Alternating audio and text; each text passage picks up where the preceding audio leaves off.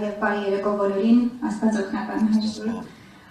Ես ուզում եմ ասել, որ այստեղից նրանց շոակ է սքանչ տեսարանաբացում, այս լեփլեցում դահլիճը իսկապես այն բանի փաստարկումն է, որ այս քննարկումը պահանջված է։ Մենք բոլորս այսպես խեղդվում ենք առանց սրբազանի այս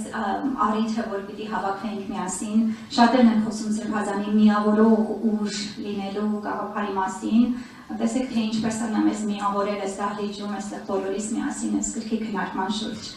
Ինձ համար իհարկե մեծ պատիվ է լինել հրավիրված այս երեկոյին եւ նման հարգարժան ու վաստակաշատ մարդկանց անկախ իրենց տարիքից վաստակաշատ մարդկանց ներկայությամբ խոսել եւ իմ գաղափարներով կիսվել։ Մեր գերաշնորհ Բագրատ arczepiskopos Կալստանյանը, մեր շատ սիրելի ու պատվելի Բագրատ Սրբազանը այս գրքով մեզ անսպար նյութի առիթ է տվել, Թոմաս ասեց ծով,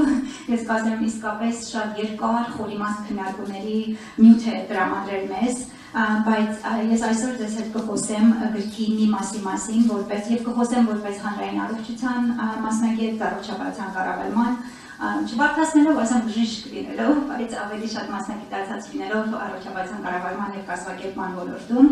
եւ նաեւ զբաղվում եմ երկար տարիներ տարբեր առողջապահական մասնագետների կրթությամբ, սկզբում Հայաստանում, հետո արտերկրում, հիմնականում Կանադայում, համալսարանում դասավանդում եմ ապագա բժիշկներին եւ այսպես։ Եվ ես ձեր հետ կգիսվեմ այնպիսի մտքեր, որոնք իհայտ եկան գրքում ինձ համար։ Գիտեք, իմ մոտ, քանի որ Բագրատ Սրբազանին շատ լավ ճանաչում եմ, կարծում եմ, եւ իր հետ շատ առիթներ եմ ունեցել այս թեմաներով խոսել, իմ մոտ այնպիսի միտում կար, որ ես դժվար թե ինչ-որ նոր բան եմ գտնելու այստեղ, բայց կարող եմ ձեզ ասել, որ այս գլուխը վերընթերցելով եւ ընթերցելով այնքան նոր բացահայտումներ եմ արել ես այս գրքի մասով։ Խոսելու եմ օրինակ Եվ կփորձեմ այդ գաղափարները պրոյեկտել մեր այսօրվա երկրի իրականության, մեր կյանքի վրա, եւ նաեւ ինչու ոչ ապագայի միտումով, ոչ մեկ թող չզրկի մեզ այդ ապագայի երազանքի եւ միղձերի հայրենիքը կառուցելու եւ այս գրքում կան այդպիսի գաղափարներ։ Նախ պետք է արձանագրենք, որ հայոց եկեղեցու, մեր հայոց երկրում քրիստոնեության հաստատումից հետո շատ արագ եկեղեցին իր խնամության տակ էր վերցրել առողջապահության կազմակերպման ոլորտը եւ ուղղակի զարմանալի է թե ինչպես մեր հին ժամանակների հոգևորական գիտնականները կարողացել էին առանձնացնել այն ոլորտները, որ ուղղություններով բժշկությունը պետք է զարգանար եկեղեցու հովանոց ներքո։ Այդ ուղղություններից են բժշկագիտության սոցիալական արժեքները, դրա մասին շատ խոսվում է գրքում եւ շատ առաջ անցնելով ասենք, որ ինքներդ ձեզ մեջ կուզենայի հարց տալ, թե որքանով այդ սոցիալական գաղափարախոսություն առողջապահության այսօր պահպանված է մեր երկրում թե ոչ։ Մյուս ոլորտը դա բժշկագիտության հենց զարգացման ոլորտն էր։ Անմիջապես գրերի դյութից հետո, ինչպես գիտեք, թարգմանվեց ոչ միայն Աստվածաշունչը, այլ նաև այն ժամանակների մեծ մտածողների, Հիպոկրատի, այսպես Արիստոտելի, Պլատոնի եւ մյուս մեծ մտածողների աշխատությունները թարգմանվեցին հայերենում եւ շատ արագ նաեւ մեր եկեղեցական հոգեվորականները այնպիսի հսկաներ տվեցին աշխարհին, ինչպես Մխիթ Արհերացին է, ինչպես Սեբաստացին կամ Պլատամեսյացին, այսպես կարող ենք շարունակել, Մխիթար Գոշը նույնիսկ խոսել է առողջապահության մասին, նրանք բոլորը հոգեվորական գիտնականներ էին, աստվածավաններ էին։ Եվ դրանից հետո այդ բժշկագիտության այս ուղղությունները, զարգացման ուղղությունները եւ մյուս ուղղությունը դա խնամքի կենտրոններ ստեղծելու կարողությունն էր, որ եկեղեցին այնքան էր կարևորում մեր հայրապետների հովանու եւ օծության եւ իրենց խորհրդի ներքո ստեղծվեցին խնամքի կենտրոններ, եւ նույնիսկ այնպիսի մոդելներ էին մտածել, թե ինչպես պիտի այդ խնամքի կենտրոնները սպասարկվեին, ֆինանսավորվեին նույնպես, որպեսզի այդ սոցիալական արդարության, ֆինանսական արդարության սկզբունքը պահպանվեր։ Եվ երևի հարցերի հետ մի քիչ ավելի մանրամասն կխոսենք այս ամեն ինչի մասին։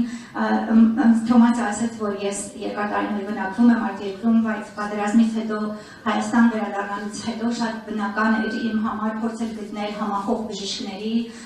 եւ սրբազան պայքարի երիտասարդների մեջ կային բավականին այսպես առաջադեմ մտածող բժիշկներ, ովքեր շատ մեծ հույս են ներշնչում, որ այս գաղափարներով դաստիարակված բժիշկների աշխատողների մյուս սերունդը պիտի որ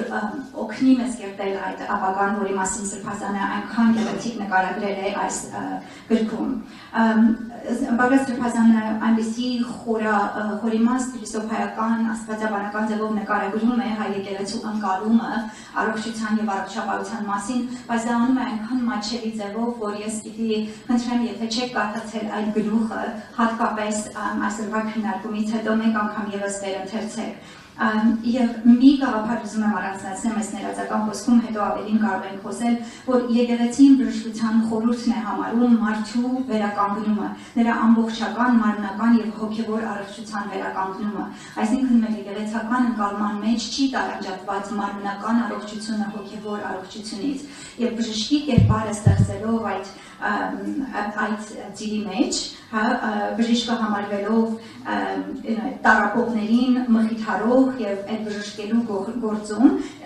եկեղեցին տեսնում է ոչ միայն հոգեվորականին պարտավորությունը տարապյալներին մխիթարանքի ծառայություններ մատուցելու, այլ նաեւ բժշկինը եւ այդ մարդկային բնության խախտումների եւ անկատարություններին պետք է եւ անհրաժեշտ է որ մենք դիմակայենք համբերությամբ եւ հույսով, այսինքն հովվական եւ բժշկական խնամքով։ Լինելով բժիշկ, սա ինձ համար այսպես շապավելով էր կարդում այս մասին, թե ինչպիսի դեր է մեր եկեղեցին վերագրել բժշկին, բժշկի մասնագիտությանը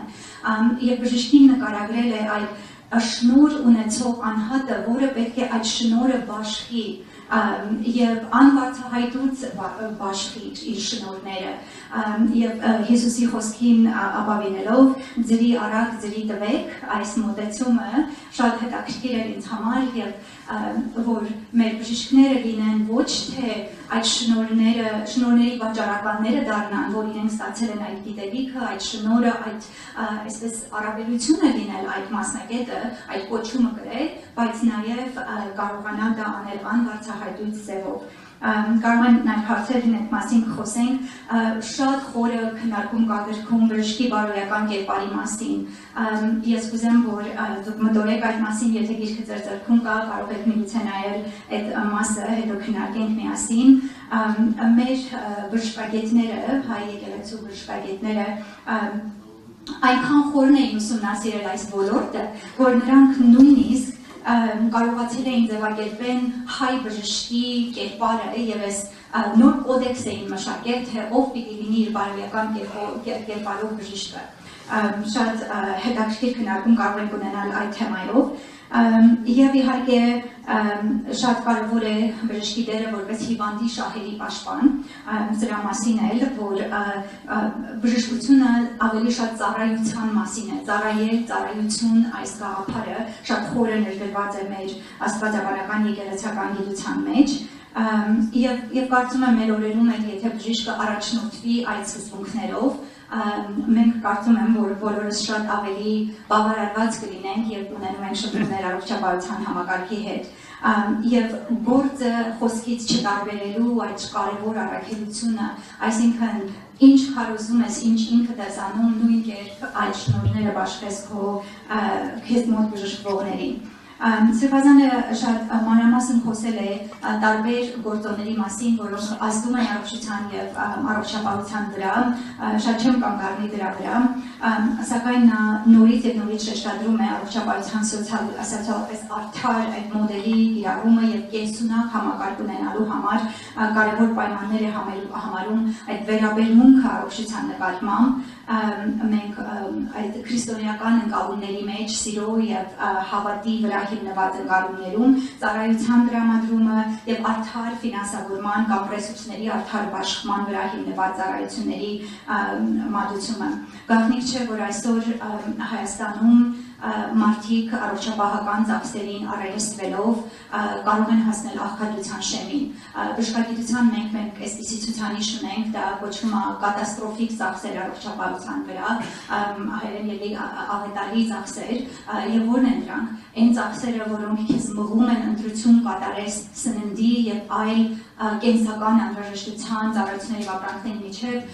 որովհետեւ դու կարողանաս օգտվել առողջապահական ծառայություններից։ Վերջին տվյալը, որ իմ ձեռքի տակ կա 2021 թվականին 17%-ից ավելի դնային տնտեսությունները, ընտանիքները մեր այդ վտանգի առաջ են կանգնած, նրանք կատաստրոֆիկ, այդպես աղետալի ծախսերի առաջ են կանգնել։